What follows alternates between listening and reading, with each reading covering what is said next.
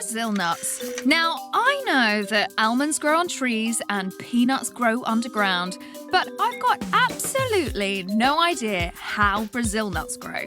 Now, Brazil nuts, the name suggests that they all come from Brazil. Yeah. Is that right? Ours are from Naples in Italy. Gosh, that's a surprise, isn't it? They must have the weather and everything for them. I wonder if you could grow them, I don't know, in the south of England. Possibly, if you had the right greenhouse, you might be able to. Brazil nuts in my greenhouse. Hello. They're pretty good, yeah. When Food Unwrapped HQ told me that I'd be doing a story about these, I automatically thought, Brazil. We are not in Brazil. Have a little look out this window. It is incredible. We're flying over the Andes. My destination is Peru, which along with neighbouring Bolivia and Brazil, produce almost all the world's Brazil nuts. Hola, Benjamin. My guide Benjamin is taking me deep into remote rainforest. Brazil nuts, or castaña as they're called here, remarkably aren't farmed. Vamos a tomar este bote y cruzamos allá al frente.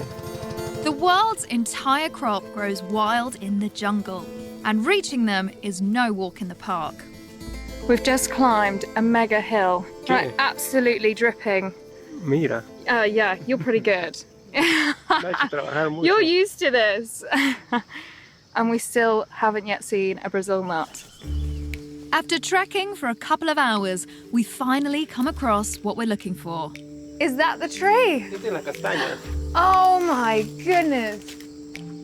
This, I think, is perhaps the tallest tree I've ever seen in my life. These magnificent trees can live for over 1,000 years and grow up to 70 metres tall. It's almost a skyscraper. That's absolutely huge. Nico from the local village has been collecting in this area since he was a boy.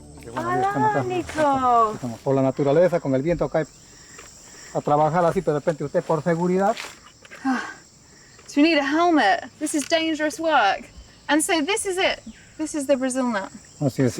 Doesn't look like a Brazil nut that I'm used to. Así es, adentro está. Hay que quebrarla, con machete se lo quiebra y adentro está la nuez. Esto es la nuez.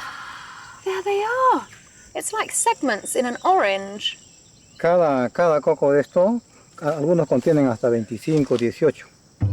Each of these wild trees can produce up to 3,500 nuts a year. But the trees are scattered randomly through the jungle, which makes collecting tough work. I just don't understand why they aren't farmed. So why is it so difficult to grow Brazil nuts? Esto de aquí es un coco de castaña que ha sido perforado por el agouti. The agouti is an Amazonian rodent and is the only animal with teeth sharp enough to gnaw through the tough outer wall and release the nuts. It eats some immediately, but buries others. So every now and then, a forgotten nut grows into a new tree. And the agouti isn't the only animal vital to the Brazil nut survival. Otro aliado que tiene la castaña son las abejas polinizadoras. The euglossine bee is the only species that pollinates Brazil nut flowers. So you need a super bee and you also need an animal called an agouti. Brazil nuts are part of a complex yet fragile ecosystem. The huge trees also need the Amazon's deep, nutrient-rich soil to support their long roots.